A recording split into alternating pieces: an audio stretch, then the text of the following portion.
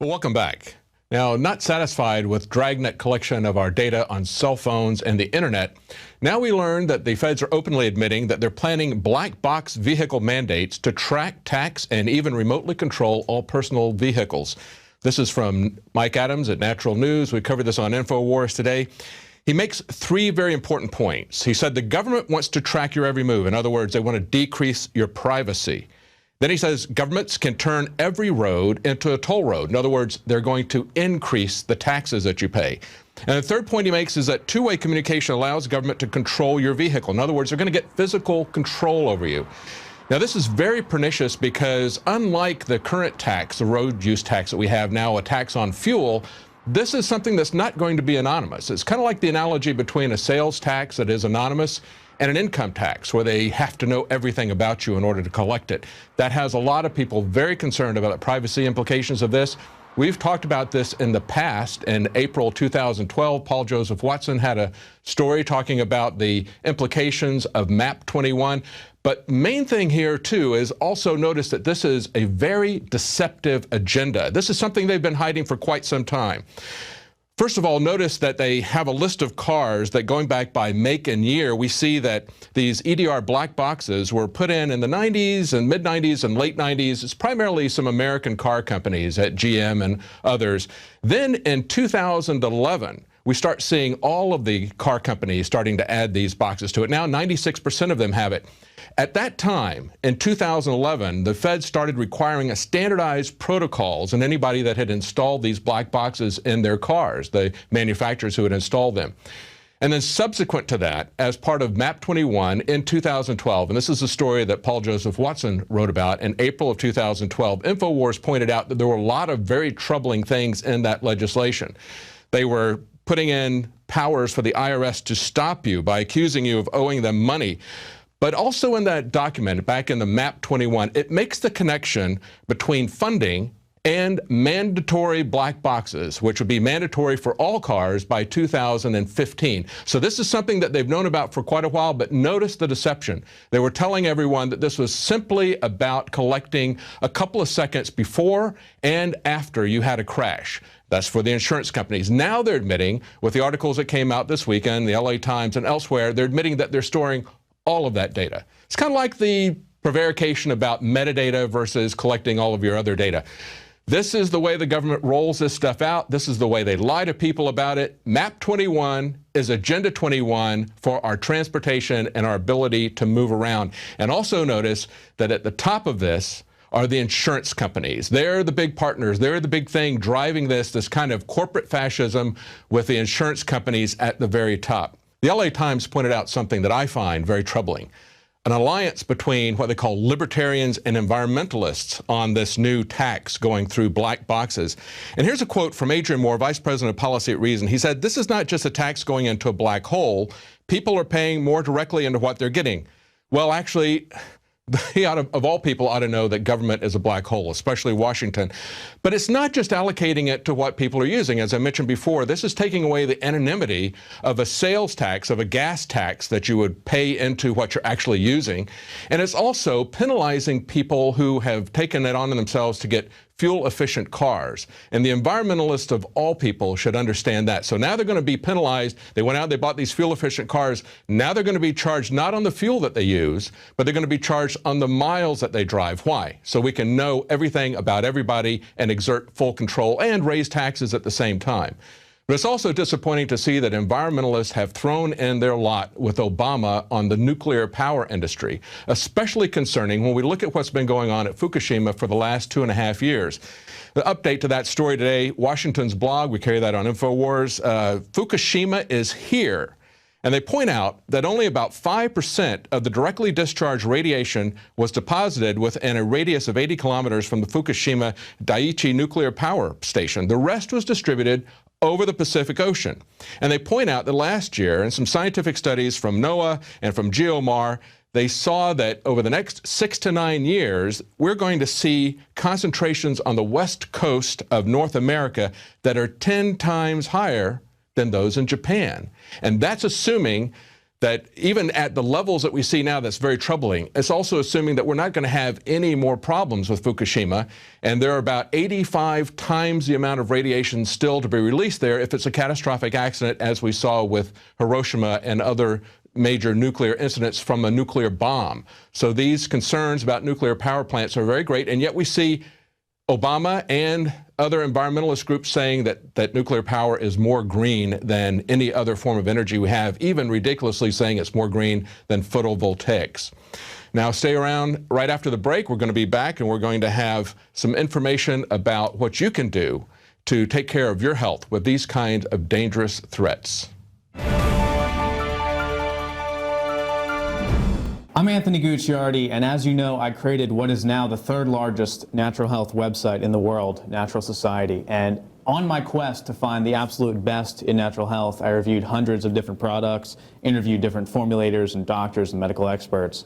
And when I discovered Dr. Edward Group, who is with me today in the InfoWars studio right now, I was amazed at what he had to offer and the formulations he was doing, completely free of GMOs, completely free of contaminants. So when I started teaming up with Alex Jones of Infowars.com through my website StoryLeak, we discovered that that also coincided with his research. He was looking for about 2 years on the best things to give his family, especially his children, and we found Dr. Edward Group, and he was developing this new form of nascent iodine, double strength, better than any competitor, just absolutely free of contaminants and the best on the market. And I said, what we should do is we should promote this because this is a great product. And he agreed. He looked into it extensively before he would even consider it. And now we're actually offering it through the new line InfoWars Health. And I'm here with Dr. Group because we're going to talk about iodine, why you need it. It's an excellent preparedness source, and it's also great to take before disaster strikes. But Dr. Group, thanks for joining us today and talk a little bit about nascent iodine, why it's the best, and give us some background on yourself as well. Well, thanks for having me on, Anthony. It's always good to be in the InfoWars studio and being able to reach millions of people out there and being able to help millions of people, because iodine is something that every single person, every single family should have a lot of stocked up in their medicine cabinet. Recently with Fukushima, we're starting to see radiation levels in water. We're starting to see massive thyroid problems across the world. I mean, iodine is an essential mineral that is pretty much been lost and not talked about in the medical community at all. But I mean, it has major roles to play, and I highly recommend everybody takes iodine on a regular basis. My company is Global Healing Center, and it's been our mission to provide the highest quality, which is GMO-free, certified organic, vegan, no animal testing, searching the globe, and then creating the highest quality supplements available. I mean, even to the point where we use borosilicate glass in our production as opposed to everybody else out there that uses stainless steel. But back to iodine, I mean, iodine is extremely effective, and there's a lot of different types of iodine out there. There's potassium iodide, there's iodates out there, and there's standard alcohol tinctures of just iodine. What we've done is we've actually created what's called a detoxified iodine or a nascent iodine. Now that means it's in an atomic form, and the body doesn't have to break it down, and it goes directly into the thyroid gland, and the thyroid regulates your metabolism, regulates your sleep patterns, regulates your hormones. And with having iodine in the thyroid will not be damaged when you take in radioisotopes of iodine-131, which is the radioactive form of iodine. Now, the difference between most iodine supplements out there and the Survival Shield is that it's an atomic form, which means it has one bond, a monatomic bond, instead of a diatomic bond of iodine. Yeah, exactly. And what's key too is nascent iodine is the purest form. It's the strongest form. It's the most bioavailable form. But more importantly is the fact that some of these products contain GMOs, contain contaminants, contain USDA slaughterhouse glycerin, as you can expand upon. And that was my thing when looking for this, because I knew, number one, nascent iodine was the best. I knew that. There was no question about that. The doctors that I talked to and the researchers.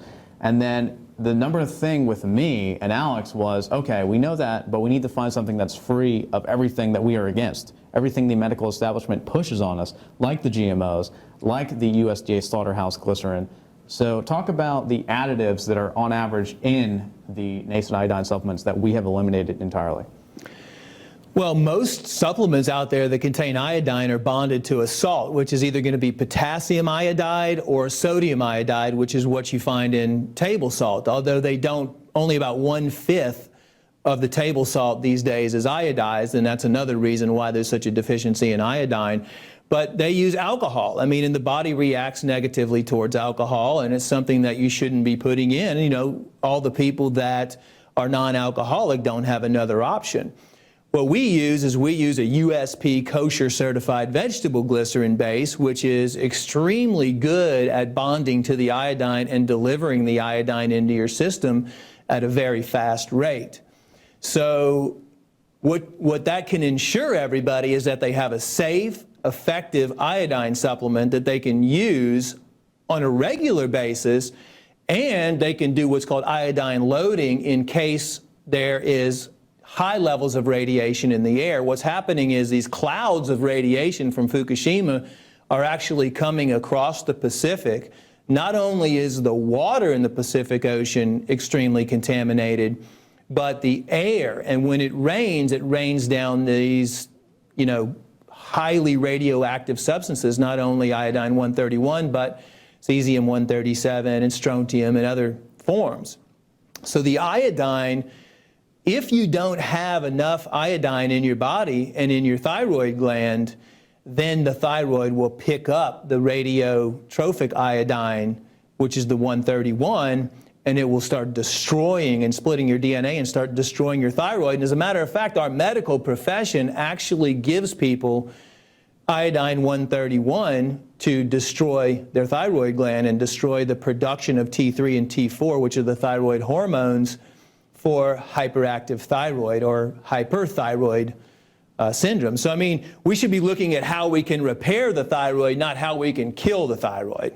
The bottom line is that with this nascent iodine, with the Survival Shield at InfoWarsLife.com, you can start preparing yourself now. Because with this nascent iodine, you can take it today and on a daily basis to prepare yourself and your family for any form of disaster, as opposed to taking an emergency chemical type of iodine that is actually toxic and dangerous to your body. So you can start preparing now, and it's smart to not wait until a disaster strikes. The background radiation over the past 60 years has dramatically increased. We're looking at incidents like now Fukushima just exacerbating this effect, and they've almost doubled, or more than doubled if you look at certain data, over the last 60 years. It's essential to start protecting your family now before it's too late, and we're already facing radiation threats. So go to InfoWarsLife.com and start looking at Survival Shield. Pick it up now, because realistically, honestly, we've seen it before in the past, there's a run on iodine right now. If Fukushima blows up and it looks like there's numerous weather events going towards it, there will not be any left. Start preparing yourself now before it is too late, and get your hands on some for your family. And one other thing is the nascent iodine is safe for children and even mothers that are breastfeeding. Awesome. Thanks a lot, Dr. Group. Thanks for having me on. Well, that's it for tonight's news, but if you're a Prison Planet subscriber, stay tuned. After the news, we're going to have a video of a Walmart security guard that's actually going way over the top on a power trip, as well as 1 week after the open carry rally at the Alamo, we still have police in Austin falsely arresting people. Stay tuned. Stay tuned after the news for more special reports. Now you can watch The Alex Jones Show live as it happens at Infowars.com/show. You'll find links to all of our content there and a free 15-day trial for Prison Planet TV. More than 60 movies and documentaries all in one place at Infowars.com/show.